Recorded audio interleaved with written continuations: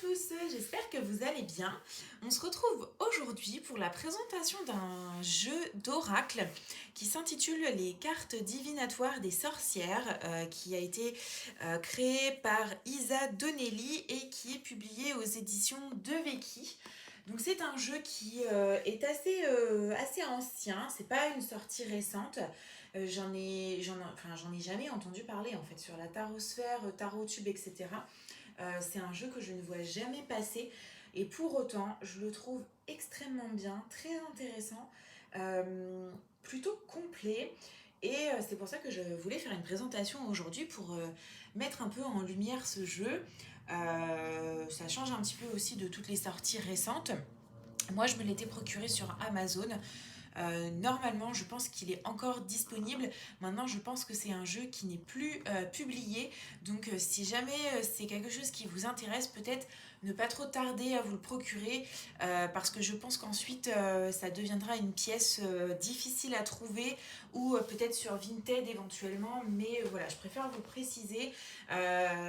J'ai pas revérifié avant de tourner la vidéo. Si jamais c'est dispo, de toute façon, je vous mettrai le lien que je trouve en barre d'infos pour l'acheter, mais sinon malheureusement il faudra essayer de le rechercher par vous-même sur des sites qui peuvent revendre éventuellement des jeux de cartes d'occasion.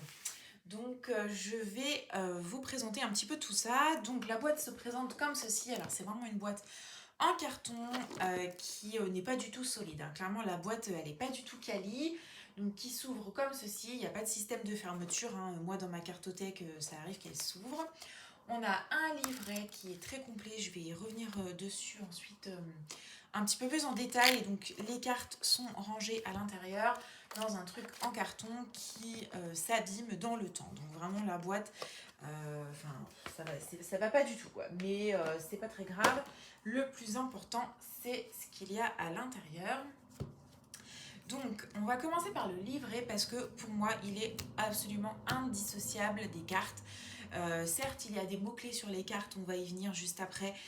Donc, ça peut donner déjà des pistes effectivement d'interprétation. Vous pouvez aussi vous baser sur vos propres connaissances personnelles si jamais vous vous intéressez à la magie, la Wicca, la sorcellerie, etc. Puisque vous allez voir qu'on retrouve forcément beaucoup de choses qui sont liées à ça dans le contenu des cartes. Mais pour moi, le livret est un indispensable. Donc, on commence en fait tout d'abord au niveau du livret par tout un historique en fait de la sorcellerie. Et donc par l'évolution en fait des sorcières au travers les âges. Donc on démarre avec l'Antiquité, on passe par le Moyen-Âge pour arriver sur les activités magiques des sorcières de nos jours, avec un petit focus sur les plantes, les pierres, les animaux, les amulettes, les talismans. Ça va vraiment... Enfin, c'est comme j'ai trouvé que le contenu en introduction de ce livre était quand même assez développé. Et ensuite, il y a un focus sur la divination et son principe.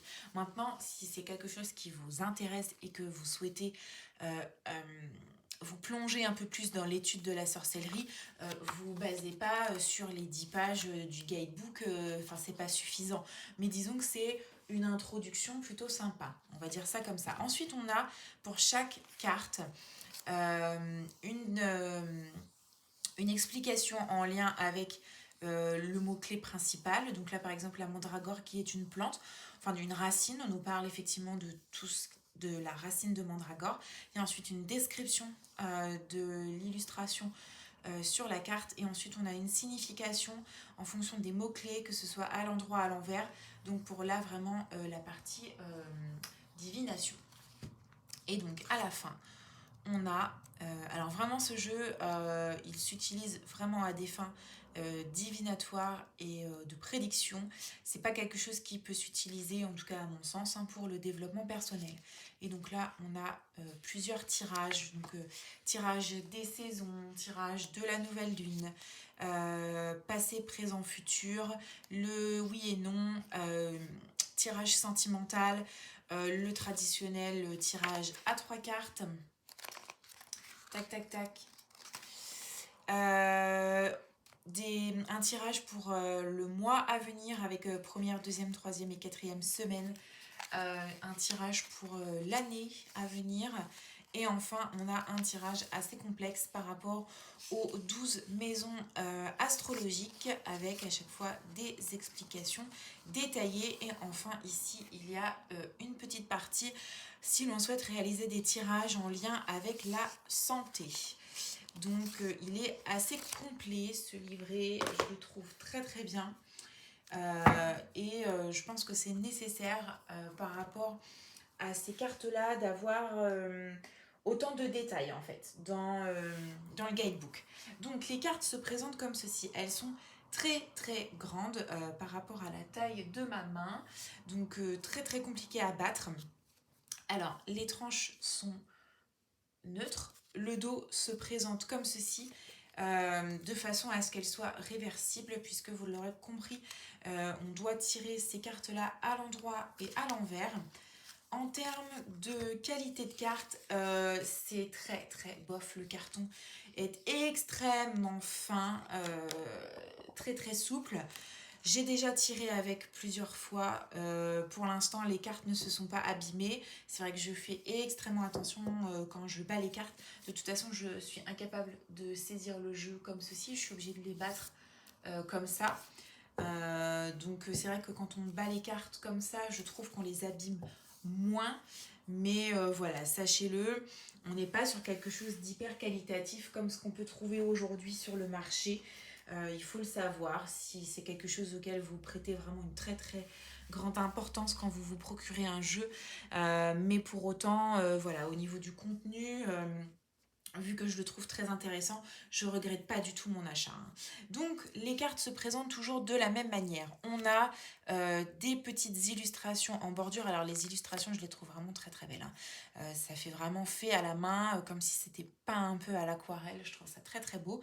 On a le numéro de la carte avec le nom principal de ce qui est censé être représenté. On a les mots-clés si on tire à l'endroit et on a les mots-clés si jamais on tire à l'envers. De manière générale, lorsqu'on va tirer la carte à l'endroit, on est plutôt sur quelque chose de positif et lorsque l'on va tirer la carte à l'envers, on va plutôt être sur un blocage. Donc au niveau des mots-clés, de ce qui est représenté, on est majoritairement sur des plantes, des herbes et des pierres, mais on a également des cartes en lien avec les différents sabbats sorciers de l'année. Donc c'est parti, on va défiler ensemble les cartes. Donc on démarre avec la morelle, la mandragore, l'obsidienne, le grenat, la dame du feu. Donc ça c'est la carte utilisée pour Imbolc par exemple. La pervenche,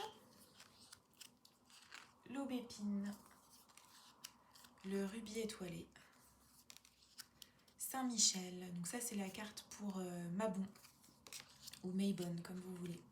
La turquoise, la dame du jeu, la tourmaline verte, la topaze,